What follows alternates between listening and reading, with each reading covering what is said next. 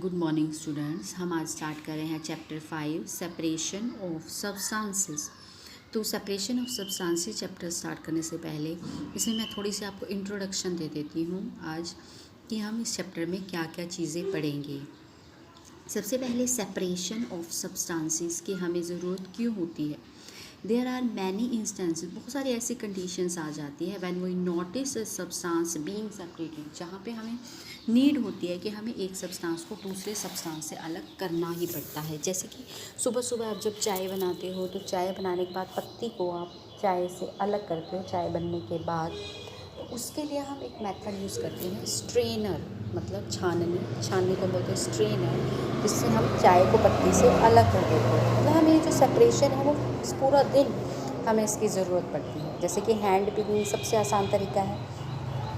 Hand picking is the simplest method use when only unwanted material is in small quantity. ये तभी successful होता है hand picking, जो हमें मटेरियल नहीं चाहिए वो थोड़ी क्वांटिटी में प्रेजेंट होगी। हम हर रोज़ करते हैं, जैसे कि चावल बनाने से पहले हम चावल को अच्छी तरह साफ़ करते हैं। हम उसके अंदर जो पत्थर वगैरह होते हैं उसको अपने हाथ से चुनते हैं, क्योंकि वो लेस अमाउंट में होते हैं, उसे चुनना आसान होता है।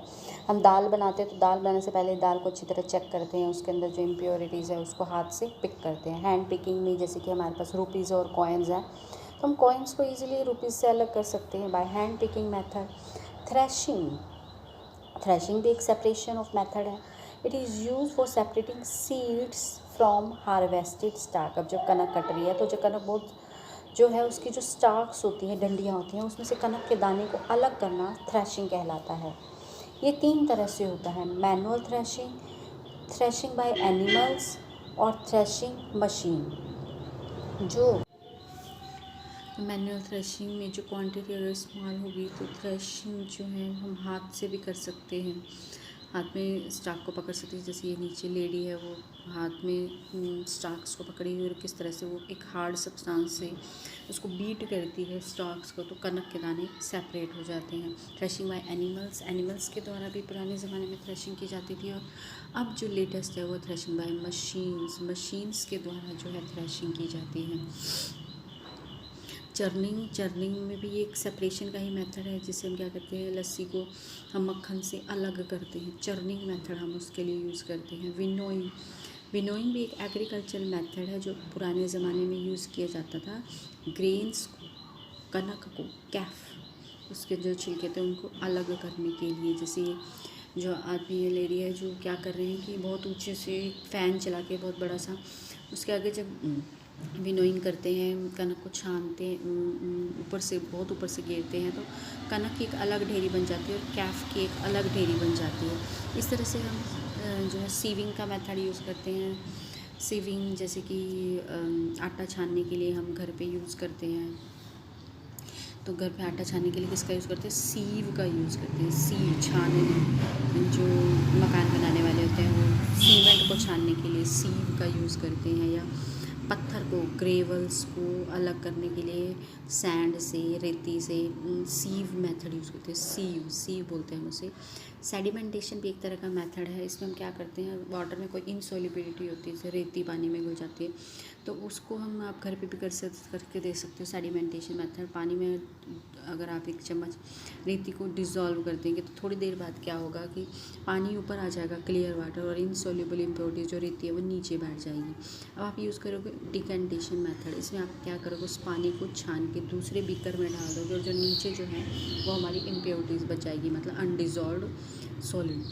हम फिल्ट्रेशन मेथड भी यूज़ करते हैं। जब हमने सेडिमेंटेशन मेथड यूज़ किया, हमारी जो इम्प्योरिटीज़ वाटर जो थी, इम्प्योरिटीज़ थी, हमने क्या किया, कॉनिकल फ्लास्क ले ली, उस फ्लास्क में हमने ऊपर एक फ़नल रखी, फ़नल के अंदर एक फ़िल्टर पेपर फिट कर दिया। अब जो वाटर विद इनसोल्यूबल इम्प्योरिटी थी उसे हमने धीरे धीरे इस फ़िल्टर पेपर से छाना, तो रेजिड्यू जो ऊपर फ़िल्टर पेपर में रह जाता है और नीचे हमारा पानी इकट्ठा हो जाएगा। स्ट्रेनिंग मेथड वही हम चाय छानने के लिए यूज़ करते हैं। इवेपोरेशन मेथड, इवेपोरेशन भी एक बहुत अच्छा नेचुरल मेथड भी है।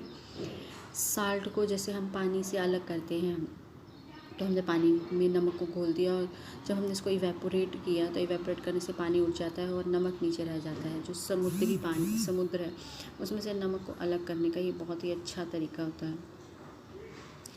वाटर साइकिल, जो वाटर साइकिल में क्या होता है, जो हमारी नदियाँ वगैरह, जो लेक्स हैं, झीलें हैं, उनसे सूरज की किरणें जब उनके ऊपर पड़ती है तो वो पानी जो है वो इवेपोरेट हो जाता है, ऊपर जाता है और भाप बन जाता है। भाप बन के ऊपर की तरफ जाएगा, इवेपोरेट होगा, और इवेपोरेट होने के बाद जैसे वो ऊपर जाएंगे वो ठंडा होना शुरू हो जाएंगे, कंडेंसेशन होगी। कंडेंसेशन के बाद वो ठंडे हो जाएंगे और उसके बाद जो है प्रेसिपिटेशन की फॉर्म में वाटर फिर दोबारा नदियों झीलों में वापस आ जाता है। इसे हम बोलते हैं water cycle.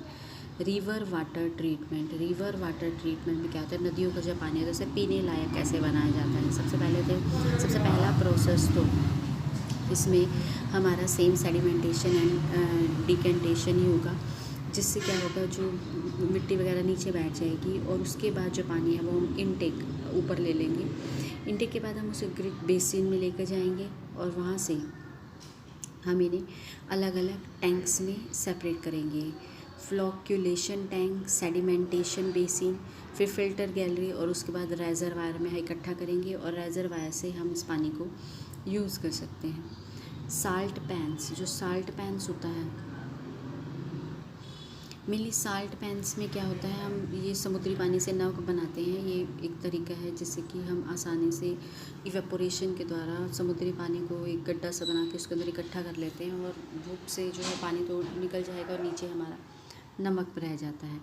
Distillation method, distillation method होता है अलग अलग सब्सटेंसेस को, जिसे हम हैंड से नहीं कर सकते, फ़िल्टर से नहीं कर सकते, जो भी हमने ऊपर डिफरेंट मेथड पढ़े हैं उनसे सेपरेट नहीं कर सकते, तो उसके लिए हम डिस्टिलेशन मेथड यूज़ करते हैं। यहाँ पे जैसे हमने सी वाटर, समुद्र का पानी लिया है एक फ्लास्क में, और उसके बाद जब हमने इसको नीचे गैस जलाया है, हमने इसको बर्नर से बर्न किया है, तो हमारा क्या हुआ, जो वाटर है वो वेपर्स बन के जो है वो बाहर आ जाता है और जो साल्ट है वो हमारा इस वो बना लेती है, और जो कनक होती है वो बिल्कुल स्ट्रेट जाएगी क्योंकि वो भारी होती है, तो एक अलग ही बना लेती है। इस तरह से हम यहाँ पे कनक को उस हस्क से अलग कर देते हैं। उसी मेथड को बोलते हैं winnowing. This method is use by farmer to separate grain from husk. इस मेथड को कब यूज़ किया जाता है, किस लिए यूज़ किया जाता है, टू सेपरेट ग्रेन, कनक को, फ्रॉम हस्क से। The farmer allows the mixture of grain and husk to fall from a height. वो क्या करते हैं, उसे बहुत ऊंची हाइट से जो ग्रेन है, कनक है, और हस्क जो उसके अंदर जो छिलके हैं उनको बहुत ऊपर से गिरते हैं।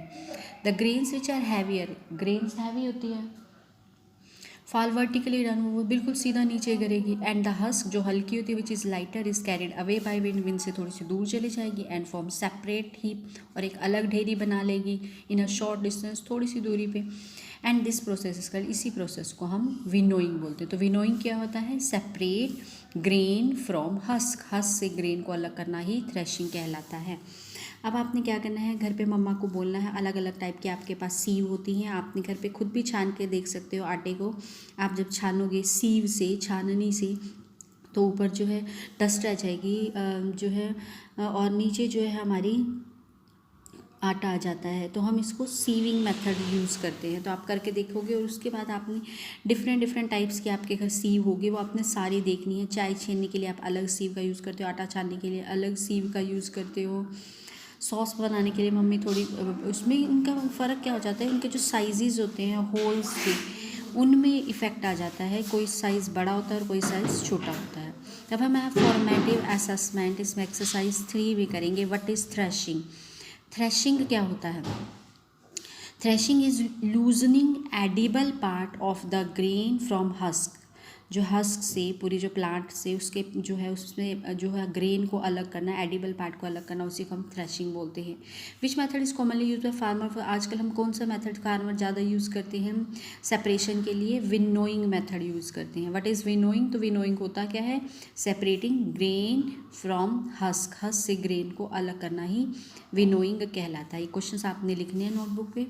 आपका जो है एक प्रोजेक्ट दे रही हूँ मैं, प्रोजेक्ट में आपने क्या करना है, अपनी वीडियो बनानी है। वीडियो में आपने पूरी एक्सप्लेन करना है मेथड्स ऑफ सेपरेशन और उसके बाद आपने बताना है there are different types of method of separation. आपने हैंड पिकिंग मेथड बताना है। हैंड पिकिंग मेथड में आपने करके दिखाना है। जैसे आप एक प्लेट में आप दाल ले सकते हो, उसमें मिट्टी के पत्थर होते हैं, तो आप उनको किस तरह से अलग करेंगे तो आपने एक्सप्लेन करना है हैंड पिकिंग मेथड। उसके बाद सीविंग मेथड आप करके दिखा सकते हो, जिसमें आप आटा जो है थाल में लेके उसको छान के दिखाएंगे किस तरह से सीविंग होती है। थ्रेशिंग आप करके, थ्रेशिंग में आप एक्सप्लेन कर सकते हो थ्रेशिंग होता क्या है। विनोइंग आप करके दिखा सकते हो, जो है आप घर पे मम्मा जब कनक साफ़ करती है तो उसमें से किस तरह से जो है सेपरेट करते हैं हस्क को ग्रेन से। तो आपने ये मेथड कर प्रैक्टिकल करने हैं, इसकी वीडियो बनानी है और मेरे पास ये वीडियो